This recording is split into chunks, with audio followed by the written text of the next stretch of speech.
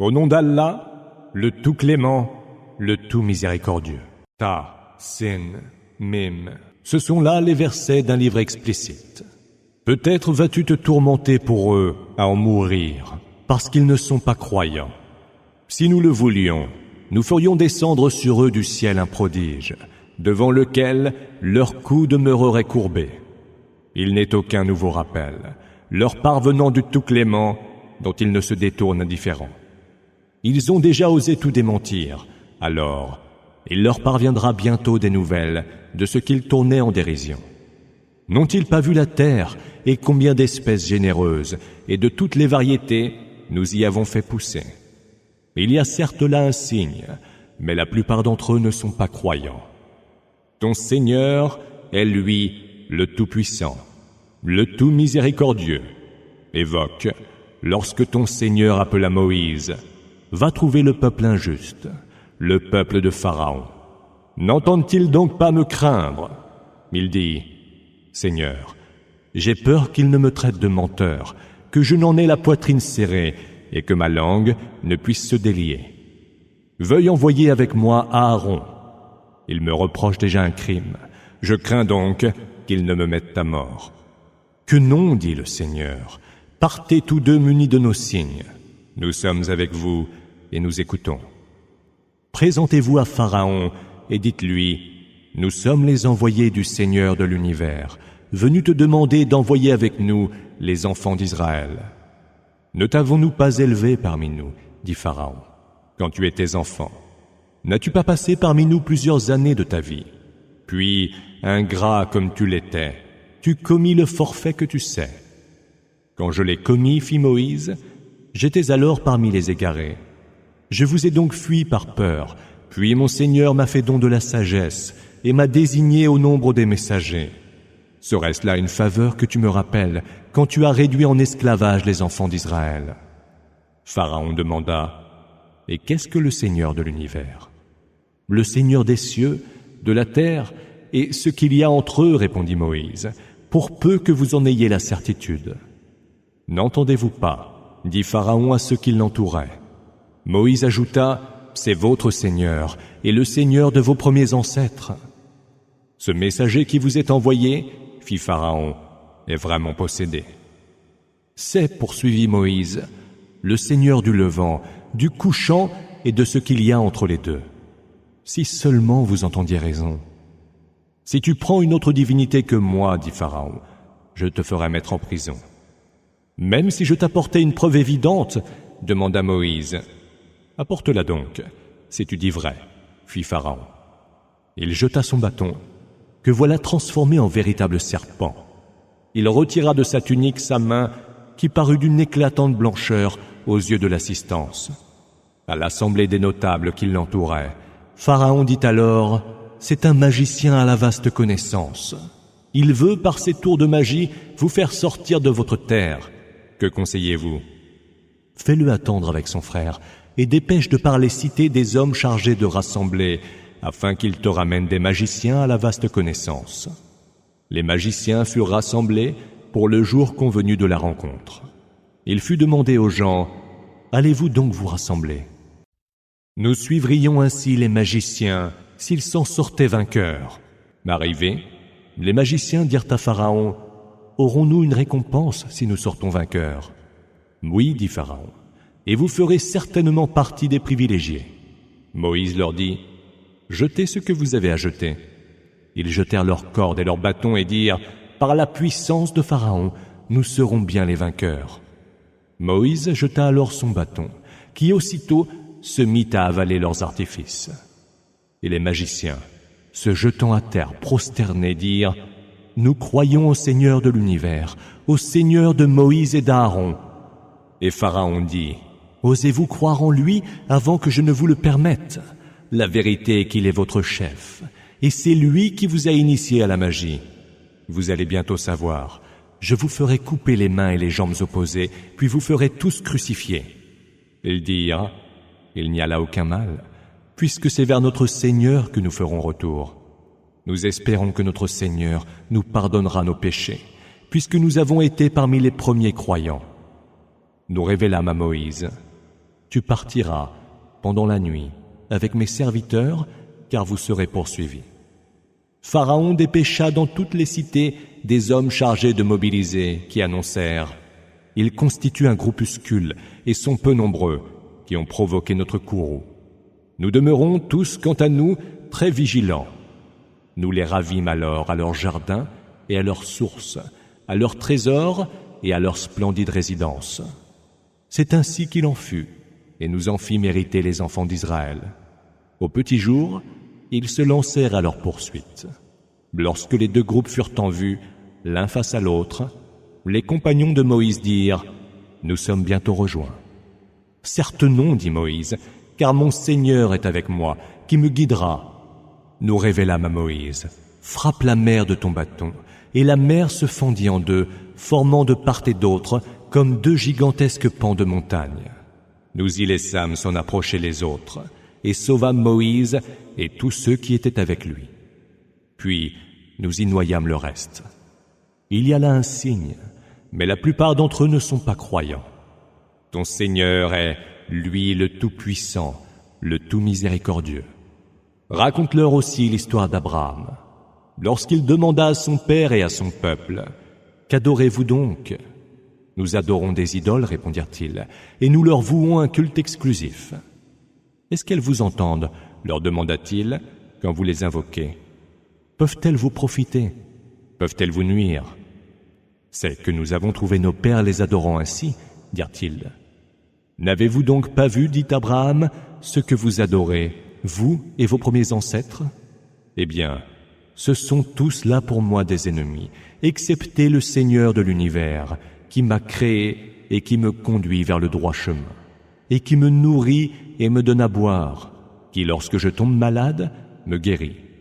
C'est lui qui me fera mourir, puis me fera revivre, et c'est lui dont j'espère le pardon de ma faute, au jour de la rétribution. Seigneur, veille me faire don de la sagesse, et daigne me faire rejoindre les gens vertueux. Puisses-tu faire que je sois cité en bien par les langues des générations futures. Fais-moi l'un des héritiers du jardin des délices. Pardonne à mon père, qui était du nombre des égarés. Ne me couvre pas d'infamie le jour où ils seront ressuscités, le jour où ni bien ni enfant ne seront d'aucune utilité, excepté celui qui viendra vers Allah avec un cœur pur. Le paradis sera alors rapproché des hommes pieux, et la fournaise apparaîtra devant les dévoyés. Et il leur sera dit: « Où sont donc ceux-là que vous adoriez en dehors d'Allah? Vont-ils vous secourir ou se secourir eux-mêmes? » Ils y seront jetés, les uns sur les autres, eux et les dévoyés, ainsi que toutes les armées d'Iblis.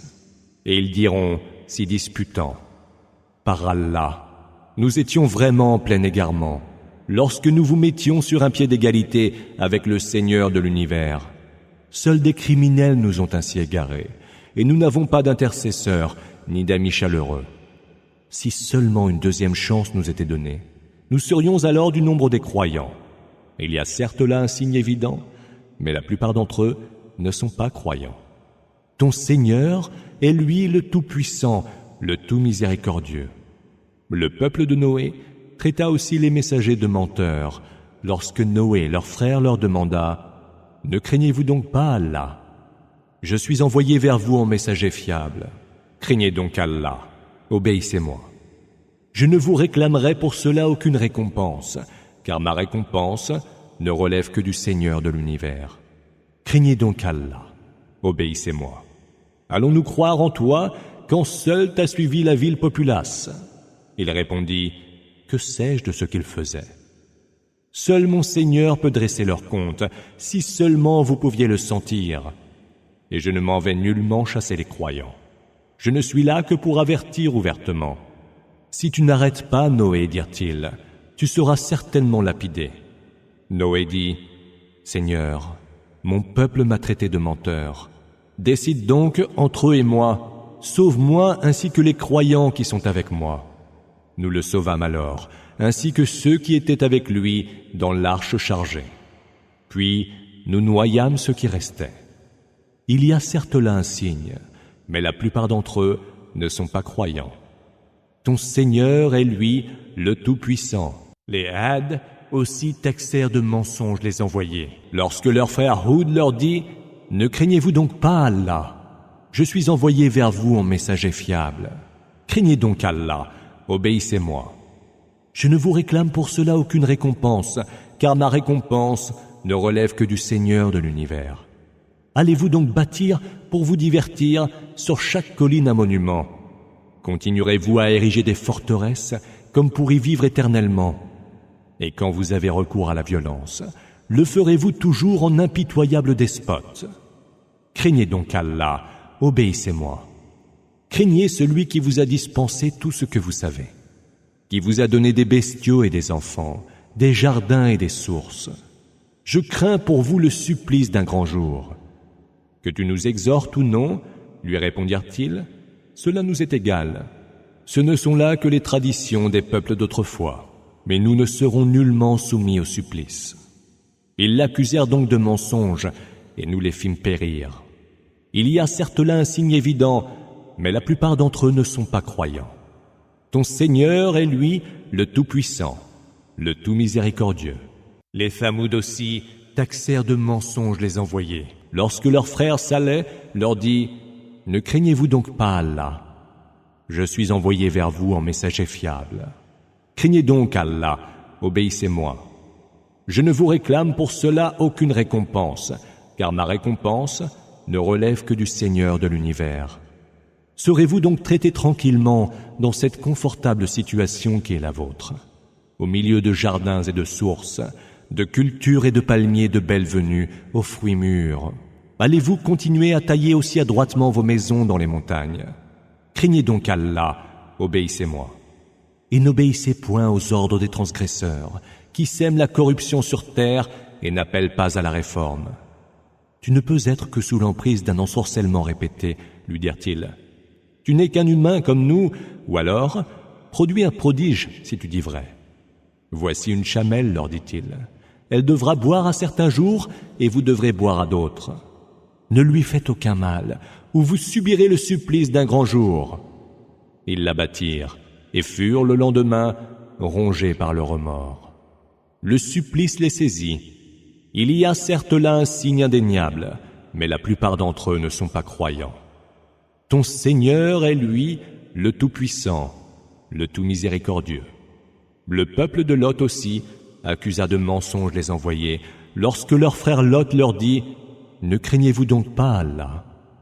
Je suis envoyé vers vous en messager fiable.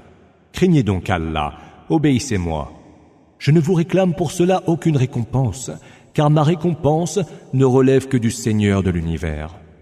Rechercherez-vous donc des rapports intimes avec les mâles de parmi les humains, et délaissez les épouses que votre Seigneur a créées pour vous. Vous n'êtes certes que des transgresseurs.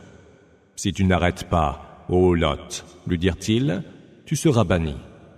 Il répondit, je suis vraiment de ceux qui abhorrent ce que vous faites. Seigneur, sauve-moi, ainsi que ma famille, de ce qu'ils font.